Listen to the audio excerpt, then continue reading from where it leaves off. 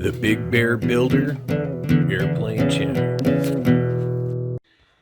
Hey everybody, so I'm here with Bob and talking to him last week in the hangar. I didn't know, but you let me know you are a technical counselor for the EAA. Yes. Before we start, let me throw something in because I got some feedback from the guys from the last video. Okay. They said introduce yourself. Oh, So I'm Bob Hartunian. I build airplanes here in Big Bear, and that's how I know Tim. So yeah. that's it. Well, I'll go a little more in depth. When I first got my first hangar, which is still my hangar in Big Bear, but Bob has moved. We were diagonally across from each other, and when I was building the Titan Tornado, I knew Bob had already built an airplane and had worked in engineering and stuff. And when I had things that came up during the build that I wanted to do that I wasn't sure what approach to go with, I would shoot the ideas at Bob, and he always had good opinions on ways to problem solve some of the parts of the build. Yeah, read the manual. Yeah. All right. What should we talk about? Tech counselor? Yeah, we're going to talk about EAA Tech Counselor. Okay. What is an EAA Tech Counselor?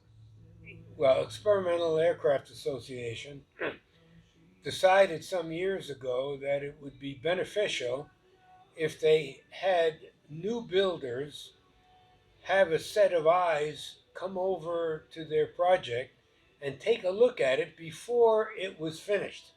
And the idea was if you had somebody who was knowledgeable about aircraft construction, if the builder was making any kind of a mistake, you would catch it early and you would be able to correct it so that the final product didn't have any kind of bad discrepancies inside of it. So it's nice to have a tech counselor come before you've sealed everything up so they Absolutely. can get a look at it in build and Right. see how it's going together. So the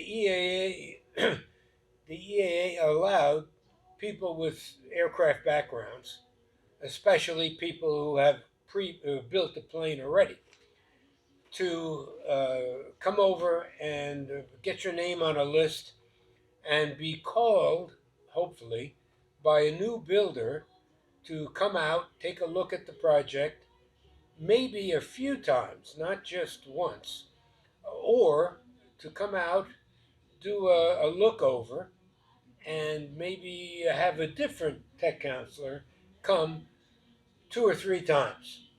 And the idea is that now you have a set of eyes. If something is going incorrectly, you have the opportunity to correct it properly.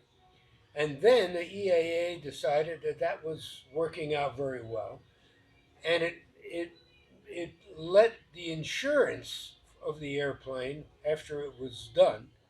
It allowed the insurance companies to have a little more positive feeling that the airplane was being built with a set of eyes that was observing and correcting any kind of problems.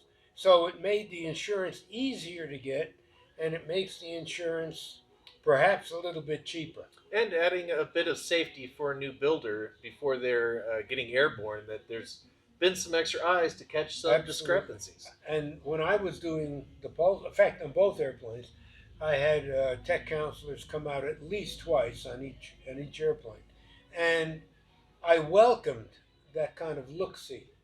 It wasn't like the guy was trying to find problems. It was a beneficial inspection. Yeah.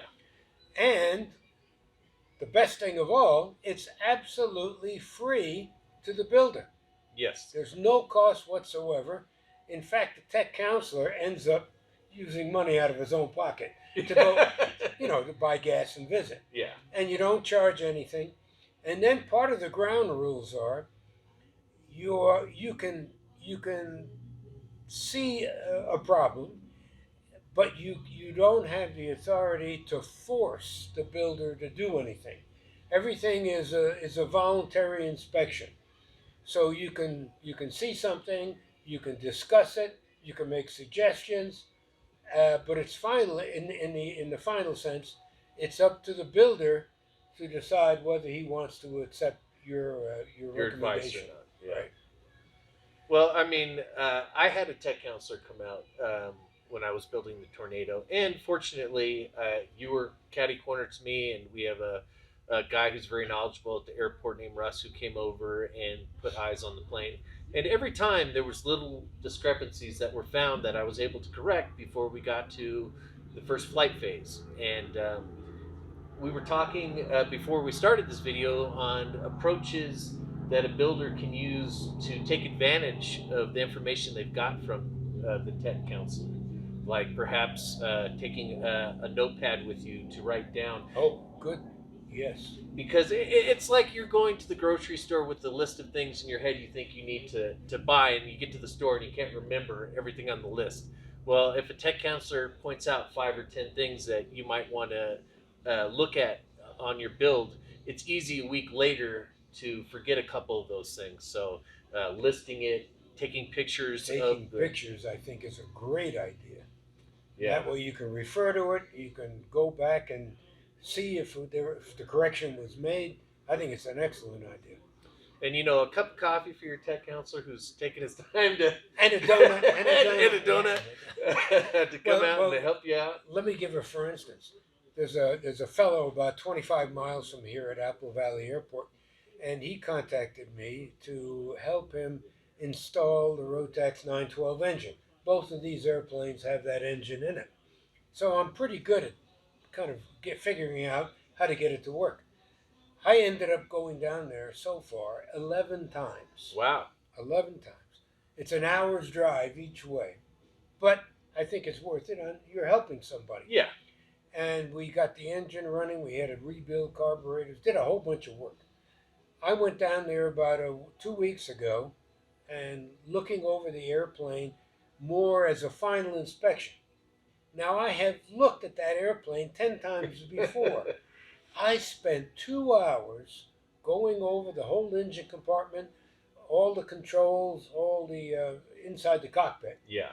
And I spent 2 hours and I found another probably 20 or 30 little discrepancies that an FAA or a DAR inspector may find rejectable. Yeah. Like leaving out washers underneath the bolt heads, small stuff that Yeah. you can easily go back and fix. So the builder was extremely thankful. Yeah. He doesn't Well, want. if- He if- wants to pass the inspection. Yeah. The last thing you want is a DAR coming out, you paying for the DAR inspection, And then you don't pass. and then you don't pass, and you have to go back and have them come out again. Especially when you're near the end of your build and you're having your DAR inspection, you're getting ready to fly, and Yes. you want the plane to pass. So Absolutely. So anyway, I think tech counselor inspections are a real good opportunity for somebody to get beneficial help.